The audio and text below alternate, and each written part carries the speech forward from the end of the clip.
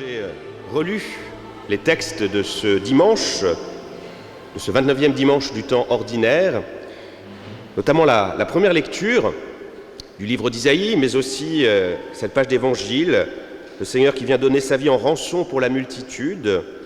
Eh bien, ça m'a rappelé une lecture d'autrefois, quand j'étais jeune, un grand roman de la littérature française qui m'avait beaucoup marqué. Je pourrais vous interroger, pour vous, quel est le grand roman de la littérature française? Les Servants d'Assemblée. Qu'est-ce qui vous viendrait à l'idée comme le grand roman de la littérature française? Les Misérables. Il faut dire que c'est quand même un des piliers de la littérature française. Et donc, quand j'ai lu cette page d'évangile, ça m'a rappelé une scène qui se trouve au début des Misérables, une scène qui m'avait bouleversé quand je l'avais lue. On va essayer de se représenter la scène. Le petit pleure parce qu'il aimerait bien lire Les Misérables, mais il va falloir qu'il attende un peu. Où il voudrait rester, on l'amène à la garderie. Voilà, c'est donc le début des Misérables. Jean Valjean vient tout juste d'être libéré du bagne de Toulon, et il essaye de trouver un logement, et toutes les portes se ferment devant lui. On ne veut pas de lui. Parce qu'il y a une identité qui révèle que c'est un bagnard, un ancien bagnard. Donc il fait peur. Puis son visage a été abîmé par ces années de détention. Donc on les conduit partout. Va-t'en, tu nous fais peur, on ne veut pas de toi. Et là, il se trouve devant un bâtiment, il sonne et on lui ouvre. Ce bâtiment, vous le savez, c'est celui de qui? C'est de l'évêque de Digne. Comment s'appelle? Je voudrais tester là aussi votre connaissance de la littérature française. Comment s'appelle l'évêque de Digne dans Les Misérables? C'est Monseigneur Bienvenu Myriel. Enfin, c'est normal que vous ne le saviez pas, vous ne le sachiez pas. Donc voilà, Myriel, l'évêque Myriel, Monseigneur Myriel, qui l'accueille et qui dit aussitôt à sa servante « Rajoutez un couvert de plus ». Alors la servante, elle n'est pas très contente. La gouvernante se dit « Oh ben non, il y a quand même une sale tête ». Et donc là, Jean Valjean est tout surpris. Il est accueilli par cet évêque de Digne. L'évêque de Digne, au cours du repas, parle beaucoup de Jésus, de ce qu'il a fait, de la croix. Et Jean Valjean n'en vient pas, qu'il soit ainsi accueilli avec tant de gentillesse. Et la gentillesse se poursuit. Il est tard dans la nuit. L'évêque de Digne dit à sa servante « Eh bien, préparez le lit pour notre hôte ». Alors là, imaginez-vous à la place de la gouvernante, elle râle encore plus en disant « Oh ben non, on a déjà eu au repas, il va falloir en plus la voir cette nuit ». Et puis il a quand même une tête de voleur. Donc la nuit se passe, et Jean Valjean est totalement bouleversé par cet accueil de l'évêque de Digne, et c'est plus fort que lui, il s'en va. Il s'en va sans prévenir personne. Le lendemain, l'évêque de Digne, Monseigneur Bienvenu Myriel, est un peu surpris de ne pas le voir. Il se dit, voilà, j'ai fait mon travail. Quelque temps après, c'est la sonnerie. La gouvernante va ouvrir, et là, grand problème, il y a les gendarmes. Les gendarmes sont là, et ils encadrent Jean Valjean qui est menotté. Donc, Monseigneur vient.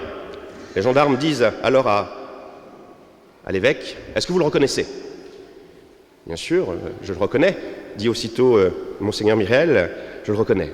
Eh bien, on l'a trouvé dans la rue, on le surveillait parce que c'est un ancien bagnard, et on l'a découvert avec, dans son sac, un service en argent. Est-ce que c'est votre service? Donc, il montre le service en argent à Monseigneur Myriel, qui aussitôt reconnaît son service en argent. Alors, la question que je vous pose, qu'auriez-vous fait à la place de Monseigneur Myriel? Qu'est-ce que vous auriez fait? Réfléchissez. Eh bien, qu'est-ce que fait notre évêque qui évoque notre page d'évangile? Restez là quelques instants. Il a bien compris qu'on lui avait volé. Qu'est-ce qu'il va faire? Il rentre chez lui avec sa gouvernante et il ramène 2 magnifiques flambeaux en argent. Et il s'approche de Jean Valjean et lui, je vous avais aussi donné ces flambeaux, prenez-les. Donc que doivent faire les gendarmes, à votre avis? Ils le libèrent. Voilà cette histoire. Je n'étais pas beaucoup plus vieux quand je l'avais lu et ça m'avait bouleversé. Ça m'avait bouleversé de voir ce cœur de cet évêque qui essaye à sa manière, de belle manière, de vivre l'Évangile. Le Seigneur qui, nous l'avons entendu, qui donne sa vie en rançon, qui vient racheter notre faute, notre péché, en donnant sa propre vie. Cette idée, elle se retrouvait aussi finalement dans cette première lecture du livre d'Isaïe. « Le juste, mon serviteur, justifiera les multitudes, il se chargera de leurs fautes. Ce que nous montre aujourd'hui le Christ, ce que nous révèle Isaïe, ce que nous manifeste aussi cette petite histoire de Victor Hugo, c'est qu'est-ce qui se passe quand il y a une faute, quand je commets un péché, eh bien, il faut le réparer. C'est l'exemple que je donne toujours. Si vous invitez quelqu'un qui est un peu maladroit, qui casse un magnifique vase auquel vous tenez particulièrement chez vous, qui est un vase qui appartient à votre famille depuis plusieurs générations, et donc qui en soi est irremplaçable, eh bien, si votre hôte le casse, vous allez certainement lui pardonner, mais c'est donc, voilà, vous allez devoir payer en quelque sorte le prix de cette maladresse. Parce que, voilà, dès qu'il y a une faute, eh bien, il faut qu'il y ait réparation. Certes, la miséricorde fait un bout de chemin, mais l'existence de justice implique qu'il faille aussi réparer. Et qui va réparer? Qui va réparer cette faute? Et donc, c'est la grande question que nous pouvons nous poser, c'est que, en toute logique, c'est celui qui est partie prenante de l'offense qui doit pouvoir réparer. Et le Seigneur va pouvoir réparer nos fautes parce que, et ça il faut en avoir conscience, c'est que tous nos péchés, toutes nos fautes sont toujours ultimement une offense faite à Dieu. Dès que je parle mal à mon frère, dès que je blesse mon frère, eh bien fondamentalement, je blesse aussi Dieu. Donc Dieu est la victime de toutes nos fautes, de tous nos péchés. C'est un père. Et ça, on comprend bien. Il y a beaucoup de parents ici. Quand vos enfants se fourvoient, eh bien, vous souffrez. Vous souffrez. Les bêtises qu'ils font, eh bien, rejaillissent sur vous et votre cœur de père souffre pour ces enfants. Donc, vous êtes vous aussi blessés. Donc, face à ce mal, face à ce péché, qu'est-ce que va faire Jésus? Eh bien, il va prendre sur lui cette peine pour en quelque sorte, nous en libérer. Regardez ce que fait cet évêque de Digne dans Les Misérables. Il supporte la conséquence du péché, de la faute, du vol de Jean Valjean pour l'en libérer. Et qu'est-ce qui fait que quand on lit ces pages, de Victor Hugo, en fait, on ne voit plus quasiment la faute de Jean Valjean, on ne voit plus que ce geste extraordinaire fait par cet évêque. Vous voyez, dans la Passion, on voit certes la foule qui est là, qui crie à mort, mais ce n'est pas ça qui est en premier plan. Ce qui est en premier plan, c'est Jésus qui est là, qui dit « Père, pardonne-leur, ils ne savent pas ce qu'ils font ». Vous voyez comment Jésus sur la croix porte le péché du monde. Il n'avait rien fait, mais il vient en quelque sorte prendre sur ses épaules les conséquences de nos fautes, les conséquences de nos égarements. Non pas pour nous châtier, non pas pour nous accuser, mais pour nous offrir cet acte d'amour, ce pardon. Père, pardonne-leur, ils ne savent pas ce qu'ils font. Dans cette page de Victor Hugo, eh bien, l'évêque qui vient donner ses flambeaux, ses bougeoirs en argent pour dire « Voilà, je t'offre ça en plus. Tu m'avais fait mal, et moi je réponds comment? Je réponds par l'amour. » Et c'est ça qui est extraordinaire, c'est qu'il y a de très belles phrases écrites par Victor Hugo. Je vais vous lire ces quelques phrases. D'abord, ce qu'il dit à Jean Valjean. « N'oubliez jamais que vous m'avez promis d'employer cet argent à devenir un honnête homme. » Donc, il a donné ce flambeau, et il dit, voilà, en fait, cette phrase, il ne lui avait pas dit, mais il veut faire prendre conscience à Jean Valjean qu'en quelque sorte, il a acheté son honnêteté. En rançon, il a acheté, il a permis à Jean Valjean, peut-être, de commencer à tourner une page. Et je poursuis. Jean Valjean, mon frère, vous n'appartenez plus au mal, mais au bien. C'est votre âme que je vous achète. Je la retire aux pensées noires et à l'esprit de perdition, et je la donne à Dieu. Vous voyez, Jean Valjean, avant cette rencontre du Christ, médiatisée par l'évêque de Digne, il était un peu condamné par le mal, c'était plus fort que lui. Il n'a pas pu s'empêcher de voler, parce que c'était un voleur. Et là, il y a cet acte d'amour, cet acte de pardon, qui vient en quelque sorte le libérer de cette malédiction du mal. C'est précisément ce que fait Jésus sur la croix. Il vient nous racheter du mal. Le mal, jusqu'à présent, avait toujours la main sur nous. Eh bien, Jésus, dans cet acte d'amour, vient nous racheter. Et Jean Valjean, dans l'histoire mais c'est valable pour nous tous, il ne sera plus du tout le même. Qu'est-ce qu'il va devenir après, Jean Valjean? Il va devenir un homme honnête, qui va se battre pour le bien. Et on sent que ce geste d'amour fait par cet évêque, que ce geste d'amour fait par le Christ, l'a radicalement transformé. Il n'est plus désormais le même homme. Voilà, c'est ça. Le Seigneur qui vient nous racheter du mal, pour nous dire que nous n'appartenons plus au mal, nous appartenons au bien. Nous appartenons au Seigneur.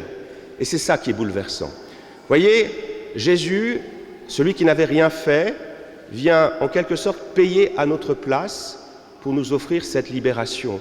Qu'est-ce que c'est que le salut? C'est une libération. Alors, si on fait un peu de grec, vous savez comment on dit, enfin vous ne savez pas je pense, mais peut-être que certains le savent, comment dit-on rédemption en grec? C'est apolutrosis, et dans apolutrosis, on entend le mot lutron. Et lutron, ça veut dire quoi? Ça veut dire rançon. Être sauvé, c'est être racheté. C'est-à-dire que Jésus a pris sur ses épaules le poids de notre faute pour nous libérer. Le mal n'est plus une malédiction. On appartient à qui désormais? Les servantes qui ne m'écoutent plus, on appartient à Dieu. Le poids du mal, le poids du péché, c'est Jésus qui le prend sur ses épaules. Ce qui fait qu'on est beaucoup plus léger.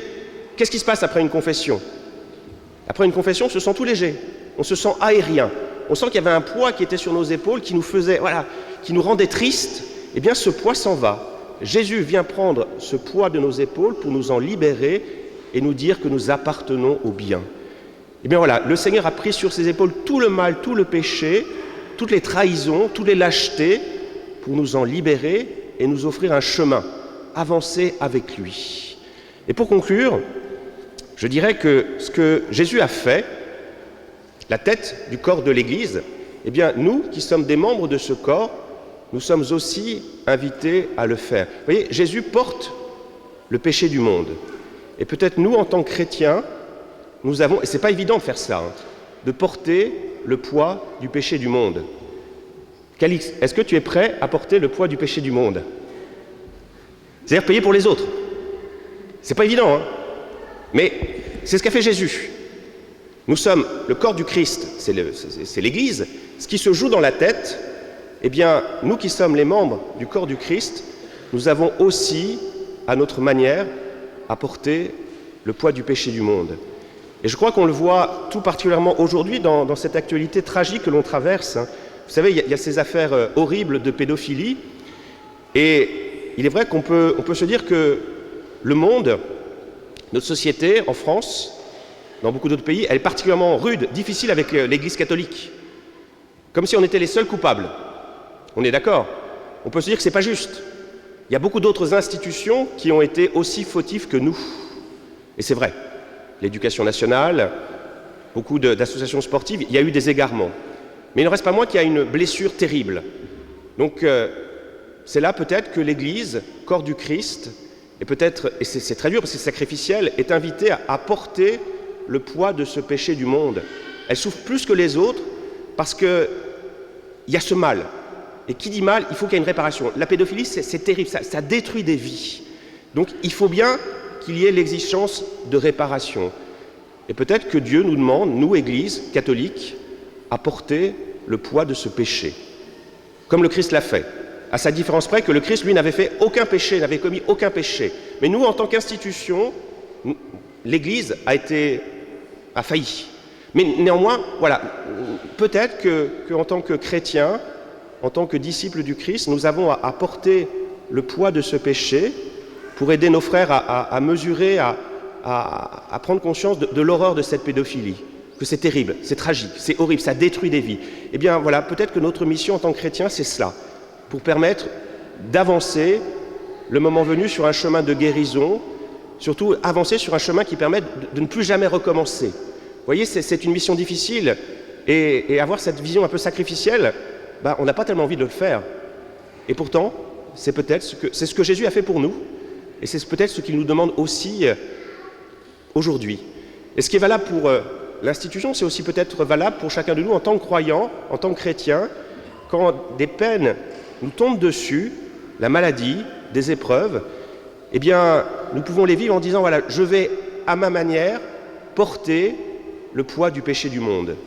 Et ma manière de vivre, de traverser ces peines, ces épreuves, peuvent m'associer à cette mission du Christ qui porte le péché du monde. C'est un exemple auquel je pense souvent. C'est le Saint Curé d'Ars. Le Saint Curé d'Ars, il était réputé pour quoi? Qu'est-ce qu'il faisait surtout, le Saint Curé d'Ars? Vous m'écoutez plus, les jeunes. Donc, si les jeunes n'écoutent plus, ça veut dire que vous non plus, vous n'écoutez plus. Calix, il faisait quoi? Il est réputé pour quoi, le Saint Curé d'Ars? Pour les confessions. C'était le Saint Curé d'Ars. Et donc souvent, qu'est-ce qu'il voyait? Il voyait que ces pénitents ne seraient pas capables de faire leur pénitence. Donc qu'est-ce que faisait le Saint Curé d'Ars? Il disait, je vais faire la pénitence à votre place. Alors n'allez pas vous confesser à moi trop rapidement, parce que je ne vous garantis pas que je ferai votre pénitence. Je ne suis pas le saint curé d'Ars. Mais vous voyez, voilà, il prenait le poids du péché de ses pénitents sur ses épaules pour leur en libérer. Eh bien, je pense qu'en tant que chrétiens, en tant que fidèles, nous pouvons certainement peut-être essayer de vivre nos épreuves en disant, ben voilà, c'est dur, c'est terrible, c'est pas juste. Sur la croix, est-ce que c'est juste que Jésus soit sur la croix? Non, c'est pas juste. Mais transformer cela en acte d'amour, en disant, voilà, je porte à ma mesure ce poids du péché du monde. Ce qui fait que quand Dieu nous regarde du ciel, qu'est-ce qu'il voit? Il voit des croyants, des chrétiens qui portent ce péché du monde, qui sont là avec Jésus. Dieu nous voit voilà, comme des autres Christ qui, avec leurs faibles moyens, s'efforcent de porter ce poids du péché pour libérer ses frères. Nous sommes une famille. Quel est le sens d'une famille? Tristan, qui m'écoute plus non plus. T'es pas tout seul, tu es avec ta famille. Eh bien, ta famille te porte. Elle est là au jour de ta première décommunion. Eh bien voilà, si nous sommes une famille, nous sommes invités à nous porter tous mutuellement, à porter les choses bonnes, mais les choses moins bonnes, on les porte ensemble. Et c'est ça. Et quand le Seigneur nous voit, il voit plus ce qui est moche, il voit plus le péché, il voit celui qui est là, qui tient le coup. Un exemple dans l'Écriture, c'est Noé. Une génération où il n'y a que des gens mauvais, mais Dieu a vu Noé. Noé, c'était voilà, le juste. Et parce qu'il y a eu ce juste, il a sauvé. Donc je crois qu'on a la vocation à la sainteté, c'est cela. Et je conclurai vraiment en vous laissant sur une phrase, très belle phrase de Madeleine Delbrel. Avec les jeunes d'Avance au Large, on a travaillé Madeleine Delbrel. Les jeunes d'Avance au Large, je vous invite à parler de Madeleine Delbrel à vos parents et à découvrir cette figure extraordinaire. Voilà ce qu'elle écrit. Quelquefois, on va fermer les yeux et on imagine on se représente ce qu'elle dit. Quelquefois, un seul vase de couleur met en relief, dans une pièce, toutes les notes de même couleur qui restaient auparavant inaperçues. Vous voyez, une pièce qui est un peu terne, on met quelque chose de couleur, et cette chose de couleur fait que tout le reste se trouve illuminé. On se prend à penser que Dieu, en regardant le monde, à cause de tel ou tel petit bon vouloir qu'il voit briller, accepte la morne passivité de l'ensemble comme un sacrifice digne d'être agréé. Vous voyez, il y a du péché partout, mais ici ou là, il y a des pôles de sainteté, des gens qui vivent cette sainteté. Et donc, ils ne voient plus le mal, mais ils voient cet acte extraordinaire posé par le juste, par le bon. Une petite peine voulue donne à une âme le volume inouï de la grande souffrance universelle. C'est par elle que nous aidons le monde à faire validement sa pénitence. Alors, je ne sais pas si j'ai été très clair, mais en tout cas, c'est une invitation qui est terrible, parce qu'elle est difficile. Le Seigneur, il nous en demande beaucoup, là. Porter le péché du monde, et pourtant, c'est cela. Eh bien, la sainteté, c'est cela. C'est, avec ce que je suis, eh bien, m'associer à la mission du Christ, à aimer ce monde, qui est un monde détruit ou abîmé par le péché. Eh bien, avec Jésus, avec mes forces, je m'efforce de le guérir pour le rendre. Et quand Dieu voit ce monde, il me voit au travers.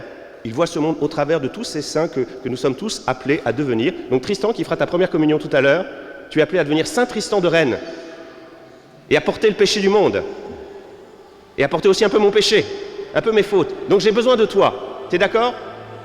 Ouais, Tristan dit qu'il est d'accord. Amen.